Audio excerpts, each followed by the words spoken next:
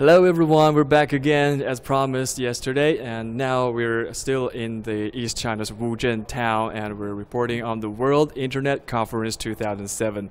And as we promised yesterday, we were going to cover the opening ceremony of today's conference. But unfortunately, Xi Jinping's video didn't appear for now on the conference. So we're still going to talk about Xi's vision of China's internet process, and he sent a congratulation to the conference to hope the conference would go well and have successful fruits.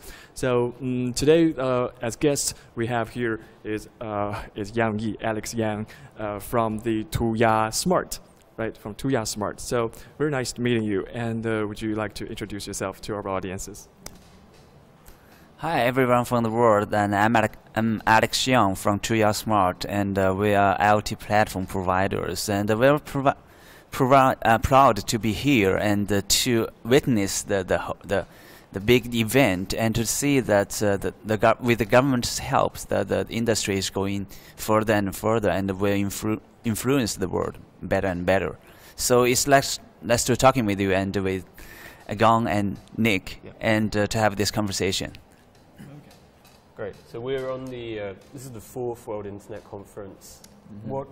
What's different this year? What do you think is the big thing that's happening this year?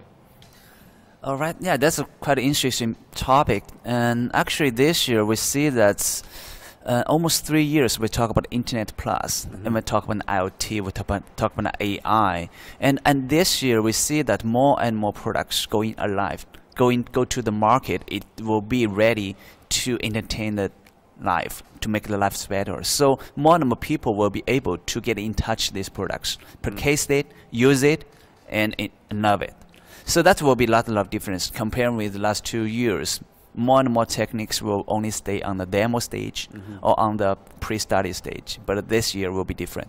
So many products go to live. Yeah, and so we talk about Internet Plus. It's a big buzzword in the whole tech sphere. But for our people back home, what does that mean to their lives? Like, how can Internet Plus improve, your daily life? Okay, so yeah, that's a good question. And we all know that everybody talk about the trend that in the future, every simple product in your home will be connected to the internet, connected to the big web. But the benefit of that is the devices beginning to understand, to know, recognize who you are, what do you want, and how they should respond. It's not by your command, it's not by you press the button, but they can recognize that. So I'll take the example like the security system we developed, and so there will be doorbells on the front door, and you can register all your family members in there. So it can know that it's your Nick and your wife and your daughter or your son, and so when your family member come in, when they ring a bell, you know that it's my parents. Oh, it's my son coming in. Okay, coming in. You just unlock the door, maybe by a simple voice or by your phone, by a button on your phone. Or if it's some stranger coming in, we are not home, they will send an alarm to you, say, "Hey, the mailman coming again. It's not driving the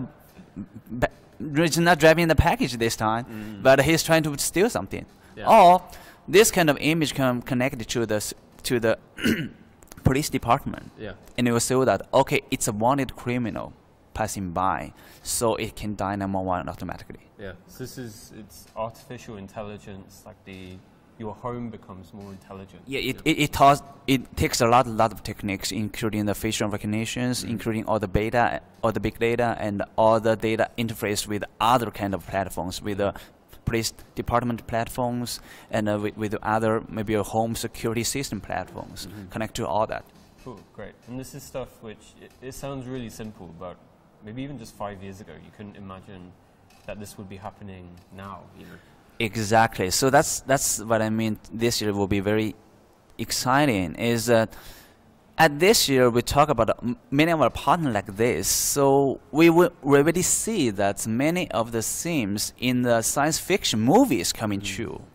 So when you're back home, you just talk and say that, like in the States, all our systems are connected to Amazon Alexa. So when people coming home, they say, "Hey, I'm back," and turn on my lights, and my heating system is on, and the music is on. Shows some welcome music, and say that I like to watch TV, and the TV is on, and turn to my preferred favorite program.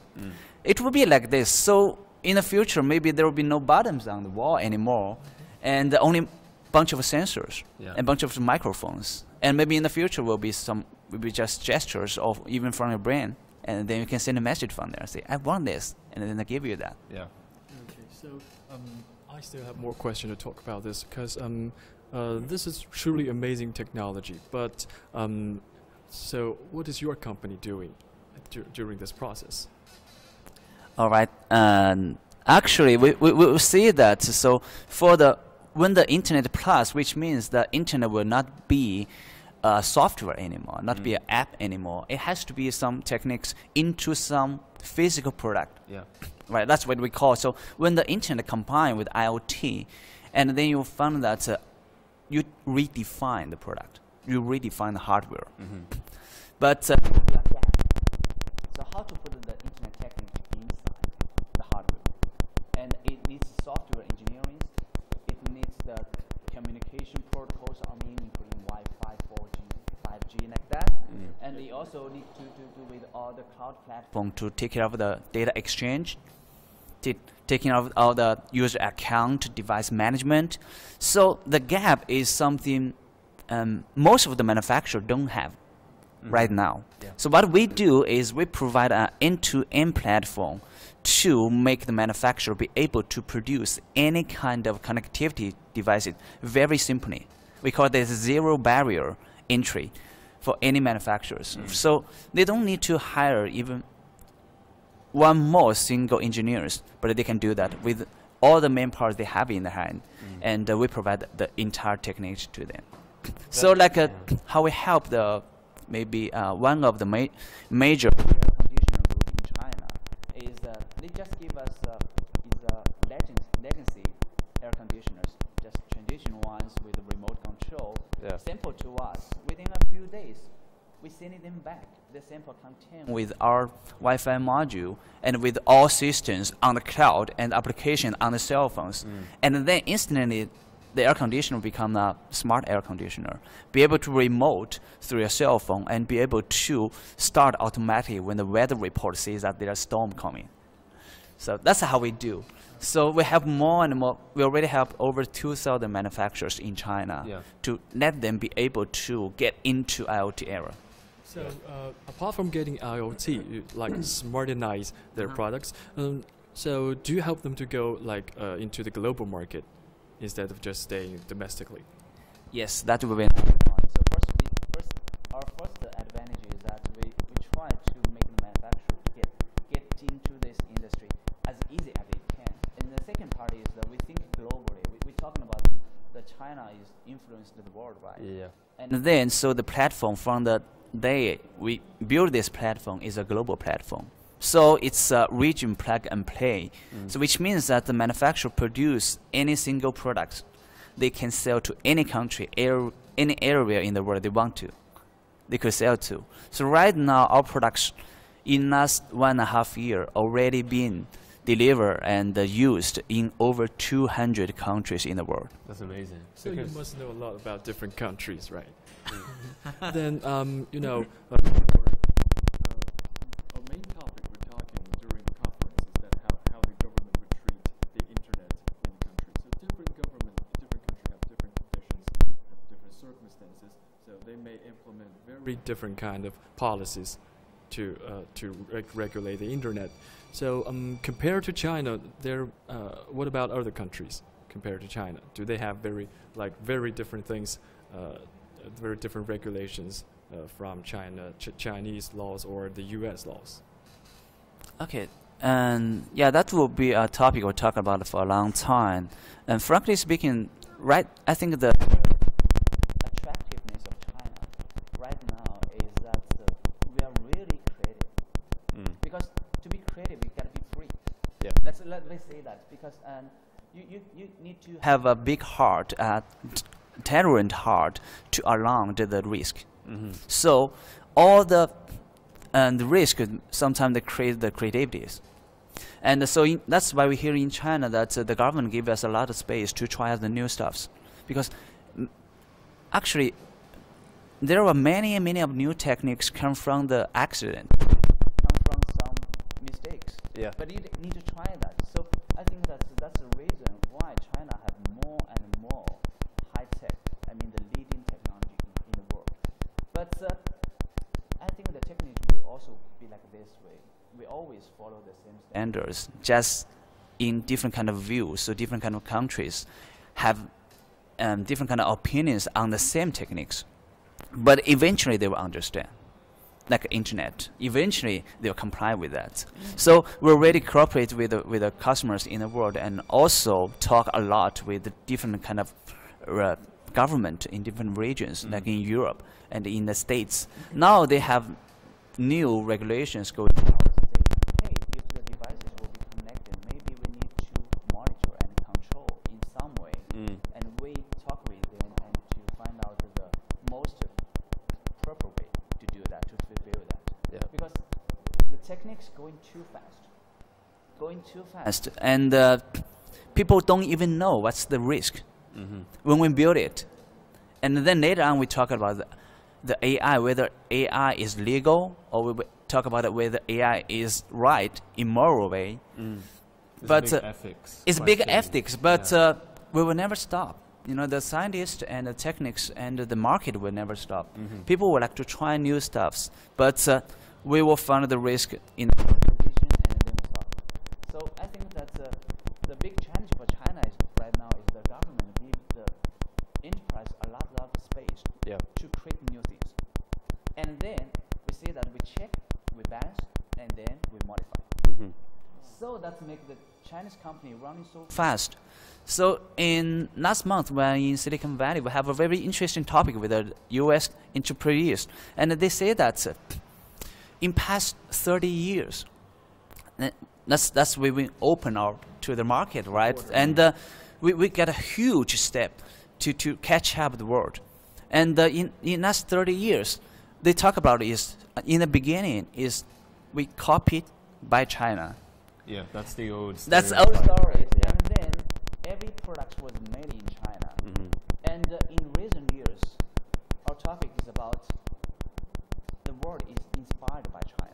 Yeah. And I believe that in the futures, maybe the world will be powered by China. Yeah, that's part of the government initiative. Correct. China Correct. 2025. You know, my dad's in the UK, he uses a Huawei phone. Yeah, correct. He has Xiaomi products at home. Correct. And we already see that's happening because, as you see, that the Ofo, right? The sharing bicycle is going all around the world. Yeah, it's in London now. Inspired by Uber, but now we have new business model, we have new techniques, new products coming out. Yeah. And we also see that the mobile payment. It's what we did in Alibaba. The mobile payment right now, Hangzhou, even most of the China's major city are cash free. Yeah. I don't need to carry any cash or credit card with me. Just a cell phone and a power bank. Yeah. But so you can never see any similar phenomena in other countries. But eventually there will be. Yeah, I think like you said, the last 20, 30 years, China was catching up with other countries. Yep. But now China, it is far ahead. But it wants a kind of balance, I think. It wants to work with other countries. Yeah, correct. This is the theme of the conference this year, the shared goals, this kind of thing. Correct. So, yeah, you make a good point here. So China has become stronger and stronger without any doubt. But I think the opinion that government like to share, and I believe most of the Chinese companies like to share, is that when we have the new techs, when we have the power to change things, we like to share that power to the world. So that would be the difference. It's not about this is good, I'm holding my hand, and it only belongs to me and my family. It's not like that. Yeah. We like to share to the world and to share the result and share the benefit, share the profit to the world. Yeah. So that's I think that's a new environment means, and that's also the new economic community the government mentioned about. Yeah. So, so do you think that policies China's making is now actually making things better. China has a good way to maybe have already found the good way to manage the internet enterprises and the internet companies. So, and maybe. So talking about I think we'll talk a lot about the IoT. Yep. So what about other countries? Do you know any other countries that have been going smart or like your clients are actually? What's their story there? I think that would be very interesting for our audience. Yeah, sure. Yes, correct. And actually, and I believe that all techniques and all products come from the demand. So as long as it can, this will be a good product to ease your life. Mm-hmm. Everybody wants it. Everybody wants a smartphones. Even the African people, they cannot afford it, but they still want it, right? Yeah. So we found that actually in almost all the advantaged, all the well-developed countries, they have their own IoT industry here. Right? They have their own IoT company out there to developing something by their own. But I think that sometimes they do a pretty good job for the government, for their local market. But in perspective of the global view, I think that China will be the most promising countries here. Because there will be a very interesting point from my side. Look, who producing the products for the world? Especially when we talk about the home. Who produces the home appliances for the world?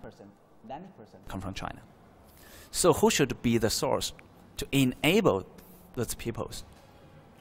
Eventually, like some IoT technique company in the States or in France or in Germany, they'll turn back to Chinese manufacturing. Hey, I already developed some technology. Please install this into the product and I will take it. Yep. It's Eventually, it will go back to China, and that's the strength of China because China already influenced so many people in so many ways. So this is the source. This is the source. So what we do is that we try to empower the source as fast as we can and as much as we can. Cool. So this is Alex Yan from the Smart, and a company that's enabling Chinese companies to go to the world and go smart.